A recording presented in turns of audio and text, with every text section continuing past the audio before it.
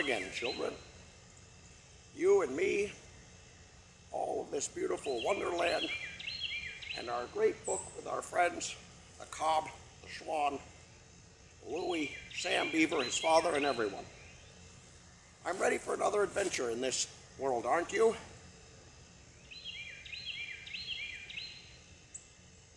Good. Well, today, we're going to take a look at Chapter 6, if I'm not mistaken. Excuse me one moment.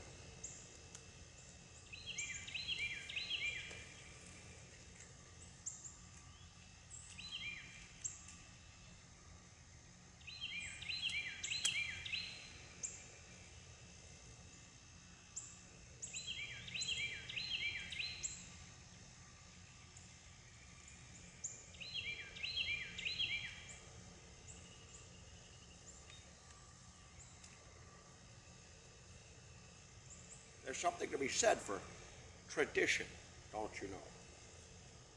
And we've kind of made a tradition here, so I think we'll carry it on.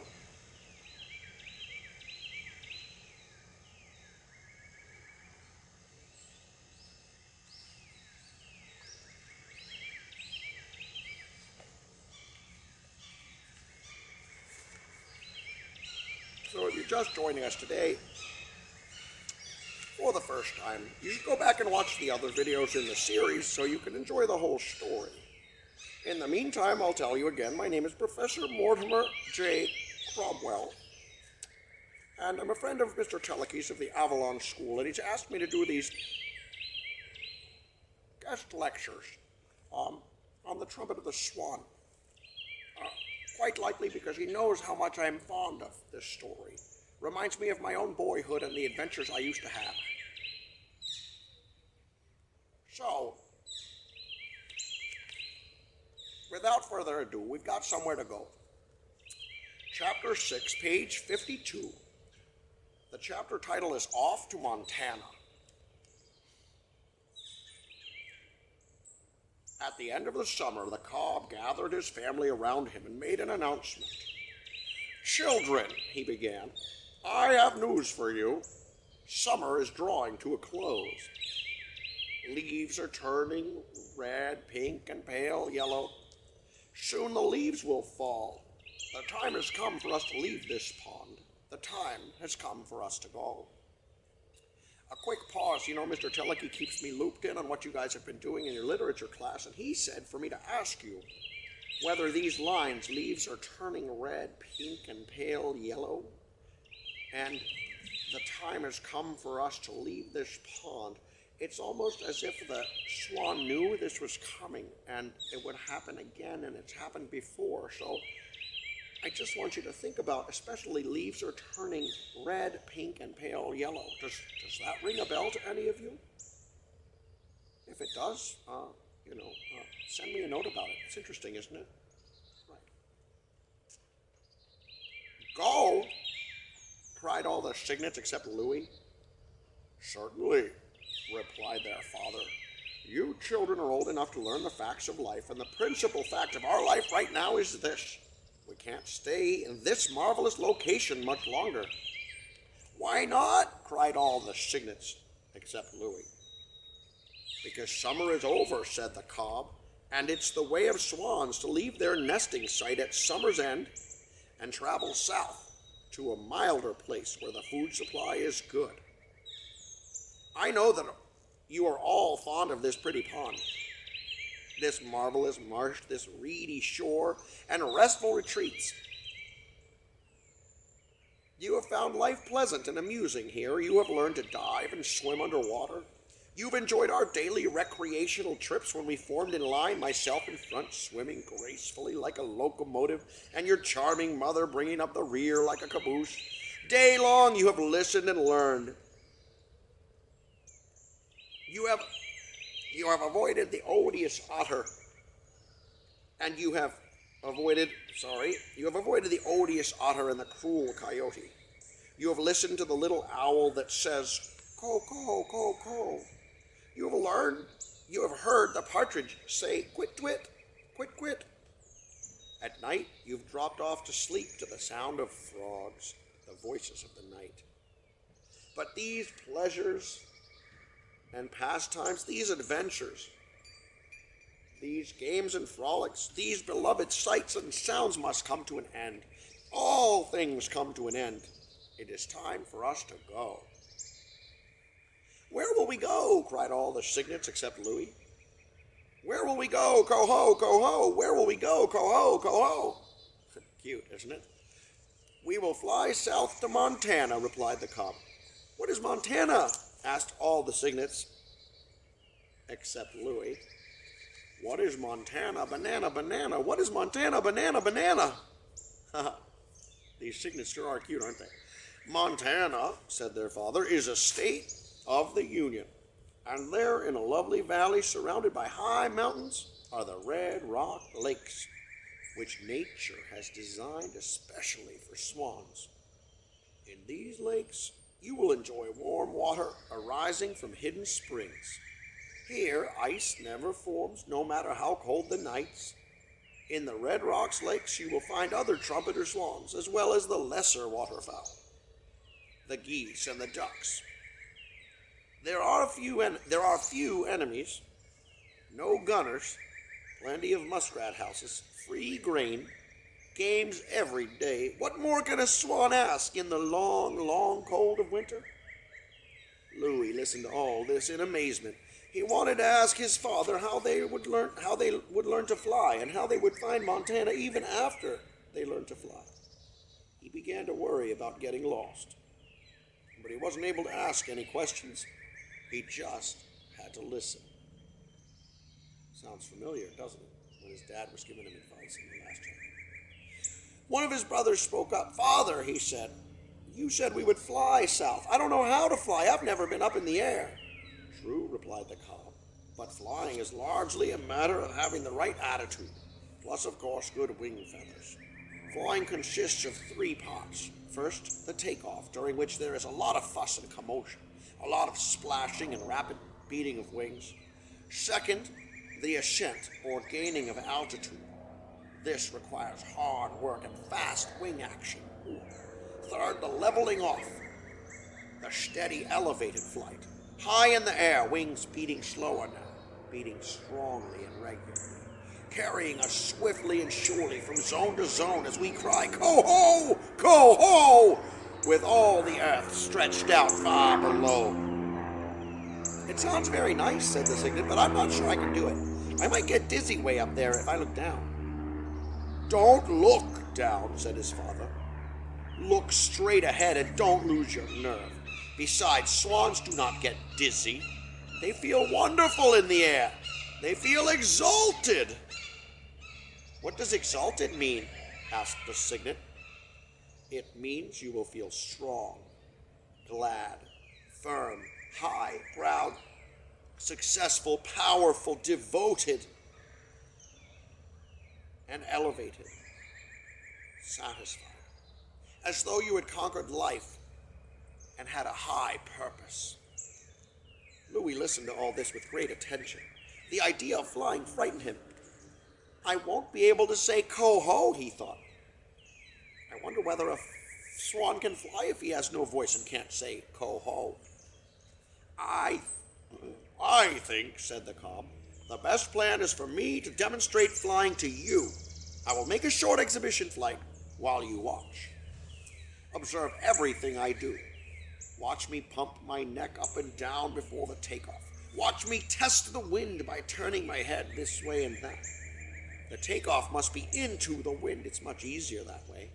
Listen to the noise I make trumpeting. Watch how I raise my great wings. See how I beat them furiously as I rush through the water with my feet going like mad. This frenzy will last for a couple of 100 feet, at which point I will suddenly be airborne. My wings will still chopping the air with terrific force, but my feet no longer touching the water. Then, watch what I do. Watch how I stretch my long, white, elegant neck out ahead of me until it has reached its full length. Watch how I retract my feet and allow them to stream out behind, full length, until they extend beyond my tail. Hear my cries as I gain the upper air and start trumpeting.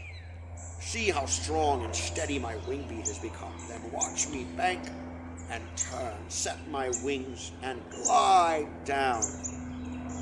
And just as I reach the pond again, watch how I shoot my feet out in front of me and use them for the splashdown as though they were a pair of water skis. Having watched all this, then you can join me and your mother too, and we will all make a practice flight together until you get the hang of it. Then, tomorrow, we will do it again, and instead of returning to the pond, we will head south to Montana. Are you ready for my exhibition flight? Ready! Cried all the cygnets except Louie. Very well, here I go, replied the cob. As the others watched, she swam downwind to the end of the pond, turned, tested the wind, pumped his neck up and down, trumpeted, and after a rush of 200 feet, got into the air and began gaining altitude. His long white neck stretched out ahead, his big black feet stretched out behind, his wings had great power. The beat slowed as he settled into sustained flight. All eyes watched. Louis was more excited than he had ever been. I wonder if I can really do it, he thought. Suppose I fail. Then the others will fly away, and I will be left here all alone on this deserted pond with winter approaching, with no father, no mother, no sisters, no brothers, and no food to eat when the pond freezes over. I will die of starvation. I'm scared. In a few minutes, the cob glided down out of the sky and skidded to a stop on the pond. They all cheered, "Go ho! Go ho! Beep, beep, beep, beep!" All but Louis. He had to express his approval simply by beating his wings and splashing the water in his father's face. "All right," said the cob. "You've seen how it's done. Follow me and we'll give it a try. Extend yourselves to the utmost. Do everything in the proper order. Never forget for a minute that you are swans and therefore excellent flyers, and I'm sure all will be well." They all swam downwind to the end of the pond. They pumped their necks up and down. Louis pumped his harder than any of the others. They tested the wind by turning their heads this way and that. Suddenly, the cob signaled for the start. There was tremendous commotion. Wings beating, feet racing, water churned to a froth, and presently, wonder of wonders, there were 7 swans in the air, 2 pure white ones and 5 dirty gray ones. The takeoff was accomplished, and they started gaining altitude. Louis was the first of the young cygnets to become airborne, ahead of all his brothers and sisters. See now? You see what this is about? The minute his feet lifted clear of the water, he knew he could fly. It was a tremendous relief, as well as a splendid sensation. "Boy," he said to himself, "I never knew flying could be such fun. This is great. This is sensational. This is superb. I feel exalted, and I'm not dizzy. I'll be able to get to Montana with the rest of my family. I may be defective, but at least I can fly." The 7 great birds stayed aloft about half an hour, then returned to the pond, the cob still in the lead. They all had a drink to celebrate the successful flight. Next day, they were up early, and it was a beautiful fall morning with the mist rising from the pond, the trees shining in all colors. Toward the end of the afternoon, as the sun sank low in the sky, the swans took off from the pond and began their journey to Montana. "This way!" cried the cob. He swung to his left and straightened out on a southerly course. The others followed, trumpeting as they went. As they passed over the camp where Sam Beaver was, Sam heard them and ran out.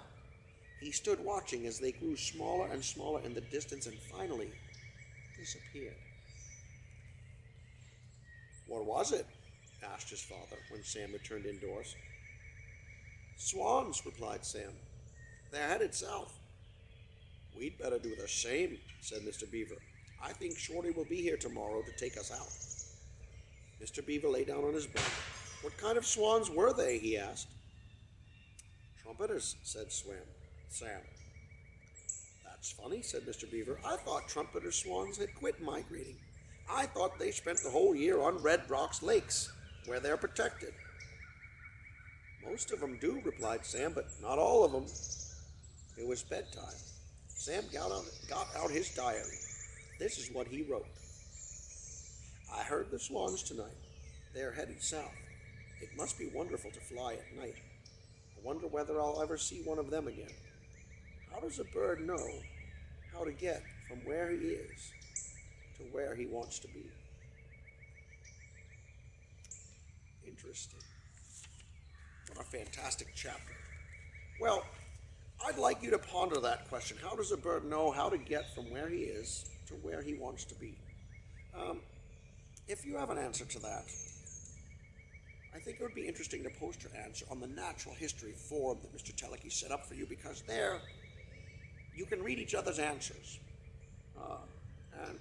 and think about their meanings. So feel free to look it up or take a guess, whatever you feel.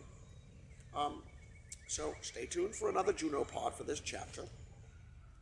Keep plugging away and working at it. It's been a really great week reading to you boys, and I'd like to be back next week if you'll have me. If you have any complaints about my work, feel free to send them to Mr. Teleke. He did say he'd be watching out if I started to go down the wrong path, he'll correct me. So I hope I haven't offended anyone, but I'm really enjoying this time, and you guys have been behaving really well. And I do hope that you're enjoying it too. And I look forward to seeing you next week. In the meantime, I hope you have a great weekend and a wonderful day. God bless all of you. Remember to keep praying. Pray every day. Pray in the morning and pray in the evening. And also to be very respectful of your parents. They're working hard, and I want you to work as hard as they are at behaving and doing the work you need to do. Mr. Teleke asked me to remind you that he did tell you before you left that he expects you to do the work as if you were in school. And you know that in school you never complain, you never whine, you just get the work done. And it would be really impressive to Mr. Teleke if you would do the same at home. Even though you're working with your parents, know that you're doing Mr. Teleke's work and make it easy on your parents. They will be grateful and Mr. Teleke will be grateful. Have a wonderful day.